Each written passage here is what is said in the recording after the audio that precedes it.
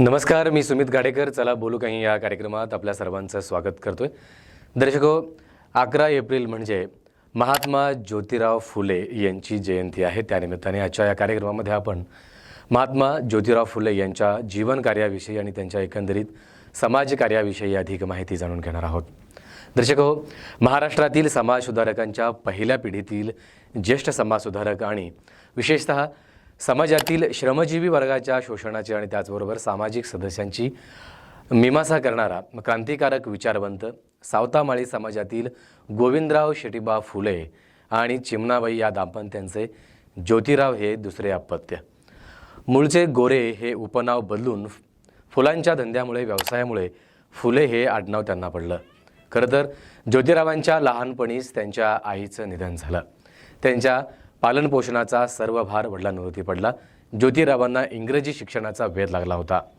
त्यात अनेक अडचणी आल्या तरी शालांत परीक्षेइतकेच इंग्रजी शिक्षण त्यांनी पुढे सुरू केलं.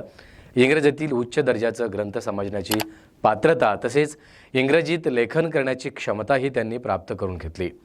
बौद्धिक शिक्षणाबरोबरच शारीरिक शिक्षणही घेतलं.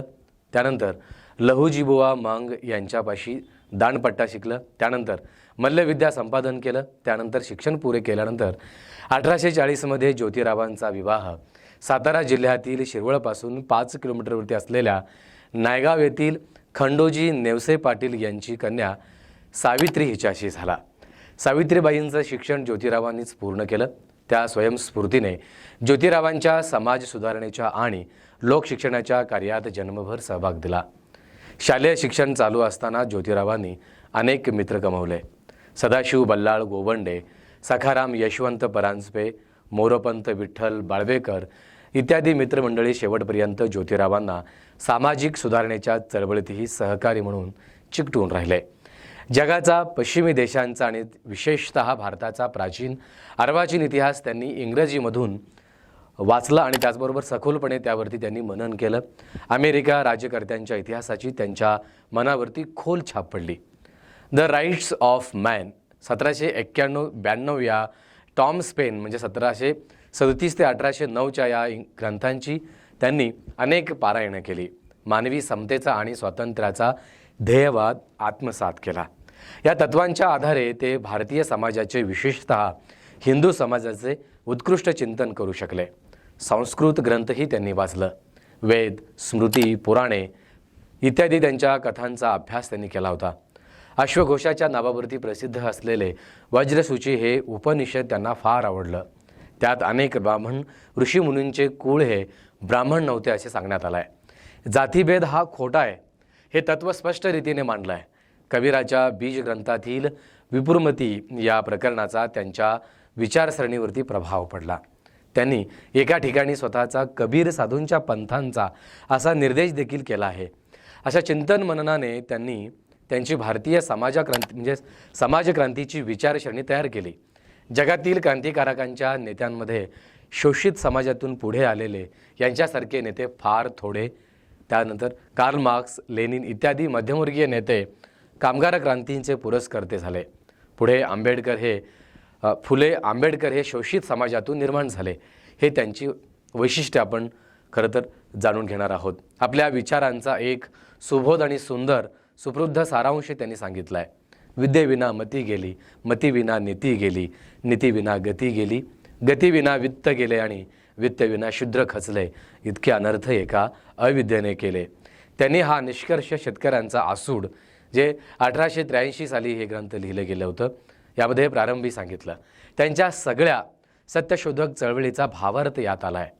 प्रचलित हिंदू धर्मसंस्था, त्यावर आधारलेली हिंदूंची समाज रचना, ब्रिटिशांची शासन व्यवस्था आणि त्याचबरोबर सर्वांचा समुच्चय परिणाम म्हणजे शूद्र शेतकऱ्यांचे आणि दलितांचे सध्या दिसणारे अपार दैन्य होय, असं महात्मा फुलेंचं म्हणणं होतं.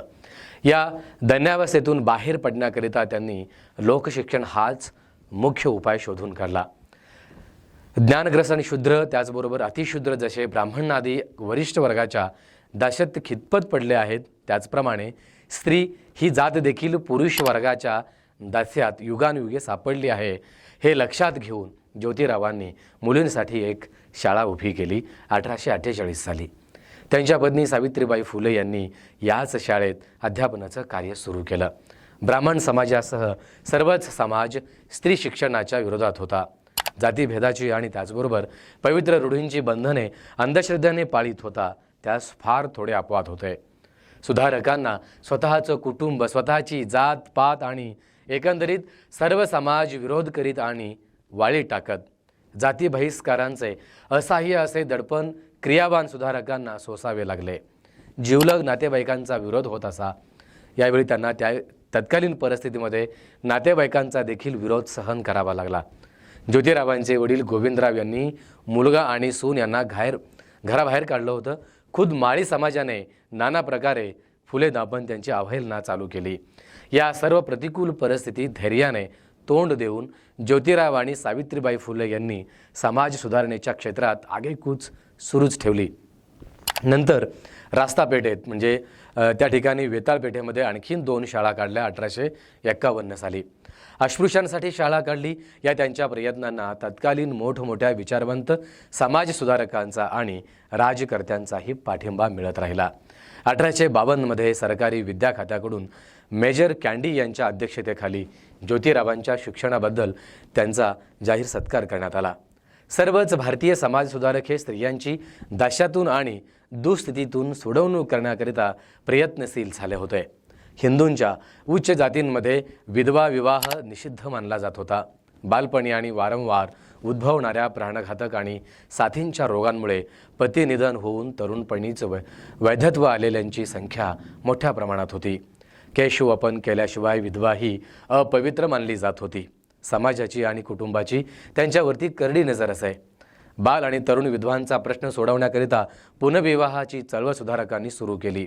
या चळवळीला ज्योतिरावांचा पूर्ण सहकार्य आणि सक्रिय पाठिंबा होता. तारुण्याकाली स्वाभाविकपणे वासनेला बळी पडल्याशिवाय या पडलेल्या विधवांची फार विटंबना होत होती. गर्भपाताचे प्रयत्न होत जन्मलेल्या बालकांची हत्याही केली झाली.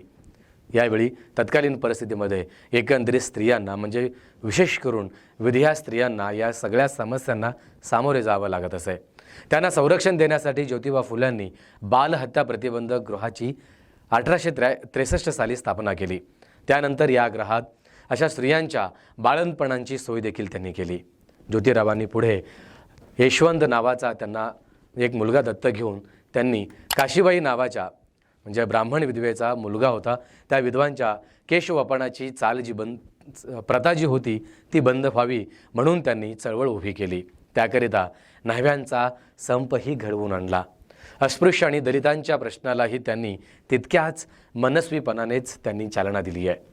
अस्पृश्यांच्या पिण्याच्या पाण्याचा प्रश्नही एक अतिशय गंभीर अशी कायमची समस्या लक्षात घेऊन आपल्या वाड्यातील पाण्याचा हौद त्यांनी अस्पृश्यांसाठी खुला करून दिला. महाराष्ट्रातील तत्कालीन भिन्न मतांच्या आणि विचारसरणींच्या समाजसुधारकांच्या विविध कार्यांमध्ये ज्योतिरावांचा हा सहभाग नेहमीच असे. आर्य समाजाचे संस्थापक स्वामी दयानंद सरस्वती 1824 ते 83 या कालावधीमध्ये पुणे येथे महादेव गोविंद रानडे म्हणजे 1842 आणि 1910 या कालखंडामध्ये प्रभृती सुधारकांनी यांची मिरवणूक काढली. त्यांच्या पुढारीपणामुळे ज्योतिरावांनी पुढे अग्रेसर भूमिका घेतली. उलट जीर्ण मतवादी निष्ठा म्हणजे रूढीनिष्ठांनी या मिरवणुकीची थट्टा आणि विडंबना करण्याकरिता गर्दभानंदांची दिंडी या ठिकाणी सुरू केली 1875 साली.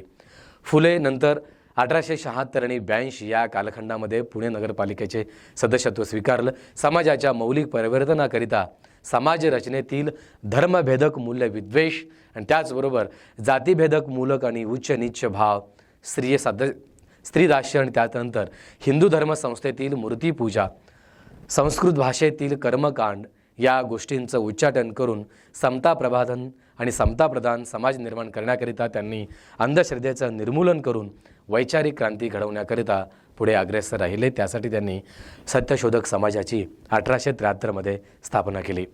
या सत्यशोधक समाजाचे सर्व धर्मांचे आणि जातींचे नागरिक सदस्यत्व व्हावे या अशा योजनेसाठी त्यांनी पुढे ती योजना आखली. फुले यांनी मौलिक आणि प्रासंगिक असं या दोन्ही प्रकाराचे लेखन करून पुस्तके आणि पुस्तिका प्रसिद्ध केल्या. त्यावेळच्या महाराष्ट्राच्या ग्रामीण आणि नागरी अशा दोन्ही प्रकाराच्या सामाजिक जीवनात ब्राह्मणांचं जे काही धार्मिक आणि प्रशासकीय वर्चस्व होतं धार्मिक आणि प्रशासकीय वर्चस्वांच्या मार्गाने बहुजन समाजाची पिळवणूक चालली होती. सर्व समाज सापडला होता. या हिंदू धर्मांच्या म्हणजे पारलौकिक विचारसरणीचा प्रवर्तक आणि समर्थक म्हणजेच वर्ग हा ब्राह्मण वर्ग होता. बहुजन समाजावरती ब्राह्मणांनी लादलेली ही मानसिक गुलामगिरी स्पष्ट करण्याकरिता ब्राह्मणांची कसब 1869 साली, गुलामगिरी 1873 साली, तत्सर अंक 1 आणि 2 1885 इत्यादी निबंध त्यांनी लिहिले. या निबंधांमधून पुराणातील अवतारांच्या कथांचा ऐतिहासिक दृष्टीने उलगडा करण्याचा प्रयत्न त्यांनी केला. आर्य हे ब्राह्मण आहेत, मूळचे इराणचे. त्यांनी भारत जिंकला आणि इथल्या तथाकथित शूद्रातिशूद्र शूर जमातींना जिंकून त्यांना धार्मिक कर्मकांडाच्या जाळ्यात अडकवून त्यांचे सामाजिक आणि आर्थिक शोषण केलं. त्यानंतर आतापर्यंत चालूच राहिलं असा भावार्थ काढला गेला. श्रमिक बहुजन समाजाच्या आर्थिक अवतरणीचे उत्कृष्ट चित्र शेतकऱ्यांच्या आसूड या विस्तृत निबंधामध्ये फुलेंनी रेखाटण्याचा प्रयत्न केलेला आहे. ही शेतीच्या आर्थिक दुरावस्थेची समस्या असूनही स्वातंत्र्यप्राप्तीनंतर 32 वर्षे होऊन देखील तत्कालीन परिस्थितीमध्ये या समस्या सुटत नव्हत्या. या निबंधांमध्ये भारतीय ग्रामोद्योग किंवा कुटीर उद्योग ब्रिटिश साम्राज्यशाहीच्या आर्थिक धोरणाने कसे ढासळले आहेत याचेही हृदयविदारक वर्णन त्यांनी या निबंधांमध्ये आणि केलेलं आहे. शेतीचा धंदा आधुनिक तंत्रविज्ञानावरती उभारावा आणि ग्रामीण उद्योगांना आधुनिक तंत्रविद्येचा आधार घ्यावा अशी उपाययोजना फुलेंनी या निबंधांमध्ये सुचवली आहे. सुमारे 100 वर्षांपूर्वी लिहिलेला हा विचार आजच्या ग्रामीण अर्थव्यवस्थेलाही बऱ्याच प्रमाणात लागू पडतो. ही गोष्ट ध्यानात घेण्यासारखी आहे. सार्वजनिक सत्यधर्म म्हणजे या पुस्तकामध्ये निबंधात मृत्यूनंतर प्रसिद्ध झालेला हा निबंध आहे, जे 1891 साली प्रसिद्ध झाला होता. फुले यांनी आपल्या समग्र विचारांचा सार असलेल्या विश्वकुटुंबवादाची सुसंगत मांडणी केली. हा निबंध लिहित असताना त्यांना पक्षाघात झाला. अशा विकलांग अवस्थेत देखील त्यांनी हा निबंध लिहून पूर्ण केला. यात स्वातंत्र्य, समता, बंधुभाव या मूलभूत मानवी मूल्यांच्या आधारावर समाजरचना कशी असावी हे त्यांनी सांगण्याचा प्रयत्न केला आहे.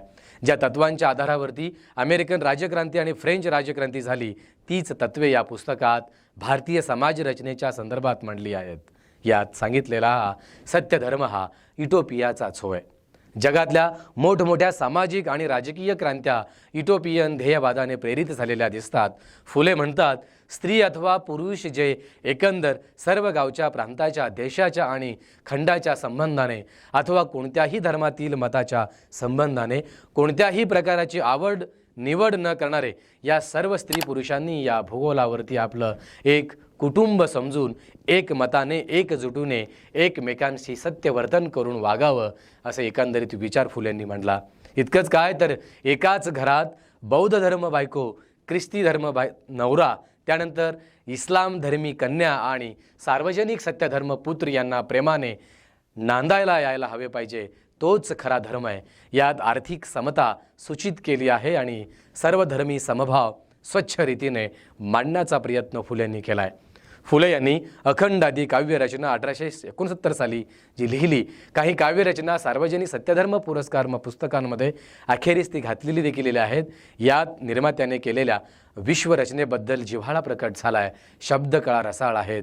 ज्योतिराव फुले यांना त्यांच्या पत्नी सावित्रीबाई फुले 1831 ते 97 या कालखंडामध्ये यांनी अनन्य भावाने आयुष्यभर ज्योतिराव फुलेंना त्यांनी साथ संगत केली. स्त्री मुक्ती आंदोलनाची महाराष्ट्रातली ही पहिली अग्रगण्य म्हणून महाराष्ट्राचा आधुनिक इतिहास त्यांची दखल जरूर घेईल. ज्योतिरावांची सगळी विचारसरणी त्यांनी आत्मसात केली होती. ज्योतिरावांच्या निधनानंतरही सत्यशोधक समाजाच्या आंदोलनाची धुरा त्यांनी सांभाळली. त्यांनी काव्यरचनाही केली. काव्य फुले 1854, मातुश्री, सावित्रीबाई भाषणे आणि गाणी 1891, बावनकशी, सुबोध रत्नकार 1892 आणि ज्योतिबांची भाषणे 1 ते 4 अशा पद्धतीने आपल्याला हे साहित्य उपलब्ध आहे. महात्मा फुले यांच्या पवित्र स्मृतीस विनम्र अभिवादन करून आजच्या चला बोलू काही या कार्यक्रमातून मी सुमित गाडेकर आता तुर्तास आपला निरोप घेतोय. पुन्हा भेटण्यासाठी एका वेगळ्या विषयासह. तोपर्यंत नमस्कार.